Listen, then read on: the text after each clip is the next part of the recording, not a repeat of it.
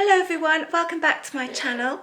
Welcome to Just Save January, where I'm trying to save as much money as possible and be extra frugal. Now today I'm going to make some Play-Doh. I'm going to make some homemade Play-Doh. This is for my daughter. She works with special needs children and she's requested my Play-Doh. I used to make it when the children were small. I brought up 5 children and I can't sort of take the credit for this recipe. Over 30 years ago, no, just under 30 years ago, when I had children, when you had a baby, you were given a booklet by your health visitor. And this booklet was a bit of a sort of, tips on how to bring up babies and milestones and all that sort of thing. And in there was a little section about play, and there was a Play-Doh recipe in there. So I had a go at making it. My friends at the time had children. We all made this recipe and it was great. It worked really well and we've used it ever since, and I made it for my children over the years. And as I say, now my daughter's working with children and she said, "Oh Mum, can you make some of your Play-Doh?" So I did. It was a big hit, but it only lasts for so long. It's not infinitum. After a while it does go a bit soggy, so it's best to make new batches every sort of 6 weeks to a couple of months at the most. So I'm going to make a new batch today and I thought I'd show you how I do it. Now for the recipe you need plain flour. This is just cheap plain flour I got from Aldi. You need salt, you need some cooking oil, you need some cream of tartar, and you need a few drops of a food colouring. I've just got pink and blue because that's all there was in the shop, so I'm probably going to do 2 batches today, a pink one and a blue one, and then they can always mix the 2 together to make a sort of purpley colour if they want, but I'm just going to do that today. I must confess, when it comes to quantities, the recipe is in cups. Now 30 years ago, when I was a lot younger and new to bringing up children and everything, and my friends were the same, we did everything in pounds and ounces, and cups was a new thing, and I didn't even realise that measuring cups were a thing. So we just used cups, as in drinking cups, because that's what we thought it was, and it's worked so well that I just carry on using it. So I've just got a standard mug. This is the standard UK mug size. It's not one of those massive ones. It's just a standard drinking mug. And you need 1 mug full of water, 1 of plain flour, and half of salt. Now, I did measure these for you just so that you had a rough idea of what it is in millilitres and grams, because I know that's what a lot of people use today. Now, I have to confess, it's not as you think, because I measured the flour and it was 175 grams. So you would think that then the salt is half of that, which is 87.5 grams. But when I measured what I'd put in, which is the usual amount I put in, it's a little bit more. It had worked out at roughly 112 grams. So it's only approximate if you're doing it by eye, but if you want to be exact, that's what it was. But I've put a bit more than obviously half, but it's always worked well. I've made this recipe, as I say, for 30 years and it's always done great. The water, I measured that and it said 240 millilitres. So there we are, but I just put them in cups. So it was the 1 mug of water, the 1 mug of plain flour, half a cup of salt, roughly. And then it was 1 tablespoon, and I just use a big spoon. 1 tablespoon of oil, and then 2 tablespoons of cream of tartar, and then just a few drops of food colouring. And you put it all in a big saucepan, all together. You don't add it differently. We're going to pop all that in a saucepan now and put it on the stove. I will write the recipe in the description box below for you. So I've put everything into a nice deep saucepan here on my stove. I've got a wooden spoon. I'm giving it a stir. It looks a bit strange, but believe me, it comes out all right in the end.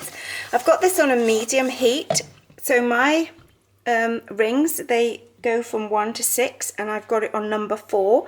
So you want it on about a medium heat, and give it a really good stir, especially if you're using cheaper flour, because sometimes you do get little pockets of flour left in, which is fine, because once the kids start rolling it out and playing with it, they just disperse. But if you want to be really posh with it, you could always sieve your flour if you wanted to. So I'm going to give this a good stir and keep cooking it on the stove. So as you can see, it's quite smooth now and sort of elasticy, if you like. It's quite weird. Just keep stirring it, and then magically it'll go into a ball. I'll see if I can show you when that happens.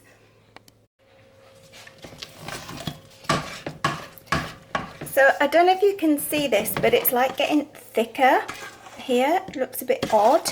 So keep stirring it so it doesn't stick to the pan too much. It's really weird. It's only taking a few minutes, but as it cooks, it will form like a ball.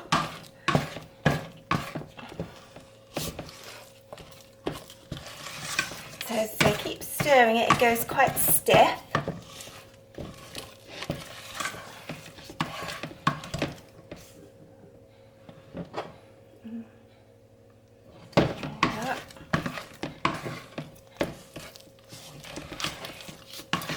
So it is a little bit lumpy because it is cheaper flour, but as I say, once they start moulding it, it all comes smooth. You'll see what I mean. But can you see it's all beginning to sort of form into a ball in the pan?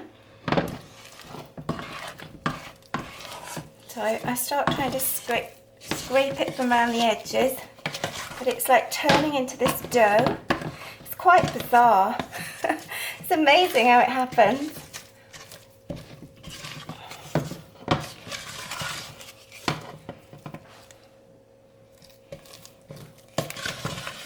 And then it sort of dries it out.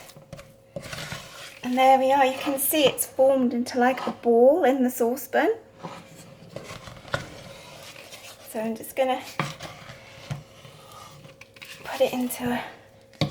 It's really difficult trying to do it with the camera here. I'm trying to do it so you can see it. There we are. There you go, it's formed a ball in the pan.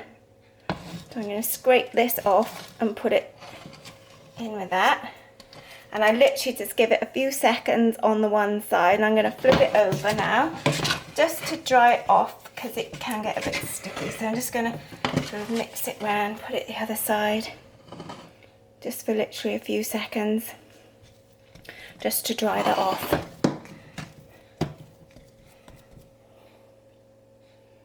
There we go.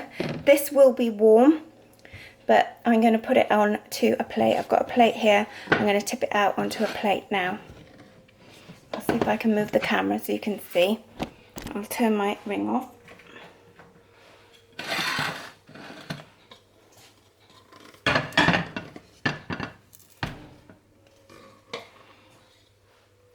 I'm going to just quickly scrape out the pan, any blits that are left, and then I'm going to put it straight under my tap. You'll hear my tap going because I want to put it straight in water because then it's easier to clean.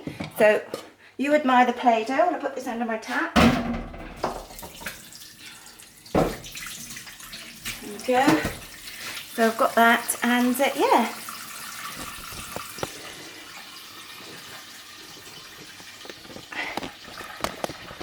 So there we go.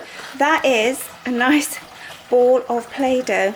It's quite rubbery there, and you can mould it, pat it. Just turn my tap off, hang on.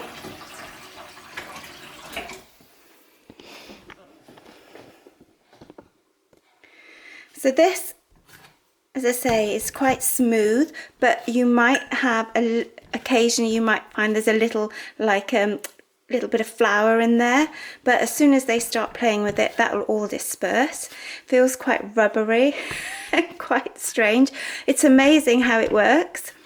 Now you can leave it like that. I was going to add glitter, but I haven't got any. I thought I had some in my drawer and I must have used it all. But I used to find the children used to love, if you then give it to them once it's cooled down. I mean, it's not hot, I can hold it, but it's a bit warm for children. Once it cooled down, I'd obviously put it on their sort of little play boards with their little rolling pins, and I'd sprinkle some glitter on there, and then they'd roll it in the glitter and mould it, and you'd have glittery Play-Doh, and they used to absolutely love that. And yeah, and that will last. You've got to keep it in a cool place, ideally in the fridge in like a little plastic tub, and that'll last probably a good 6 weeks or so, but you should change it every so often. It'll go sort of wet almost and gloopy, and you know that it's on the way out then, so then you just make a new batch.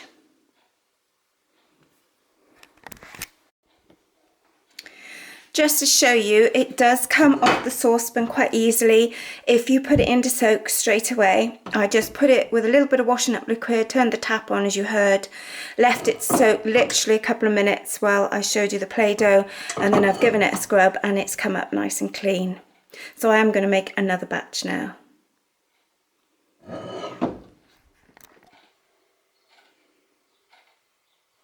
So I made another one as well. So they've got 2, so it's enough for the whole class to play with there.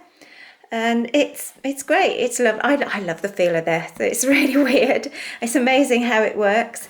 Don't get too caught up about the actual measurements. It is only approximate.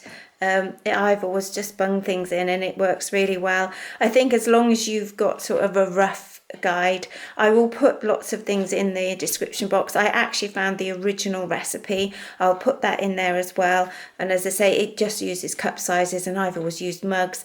2 generous sort of heaped spoonfuls of cream of tartar, 1 of oil, and it's worked really well. So have a play with that, see how you get on. It's really cheap to make. You can use some old flour. Don't ever throw old plain flour out. If you've had a bag at the back of the cupboard open for a while, it's a great way to use that up. Salt's quite cheap. The only expense really is the cream of tartar, and I have noticed it's getting a bit harder to get hold of, so if you ever see some, I get a couple to put in the back of your cupboard for Play-Doh, and a drop of water and oil, and you could even leave it white if you haven't got any food colouring. It did suggest you could use paint in there as well, but I did find that was a bit messy. It seemed to, I don't know, not stay as well. It used to come off on the hands sometimes, so I've always used food colouring and that seems to work quite well. Add a bit of glitter and stuff in there, have a, you know, see what you can do. But it's a real cheap and cheerful thing to make and will keep the kids occupied for quite a long time.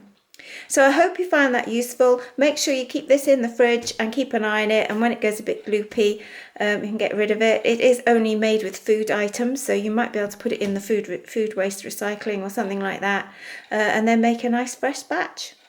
So until next time, stay frugal.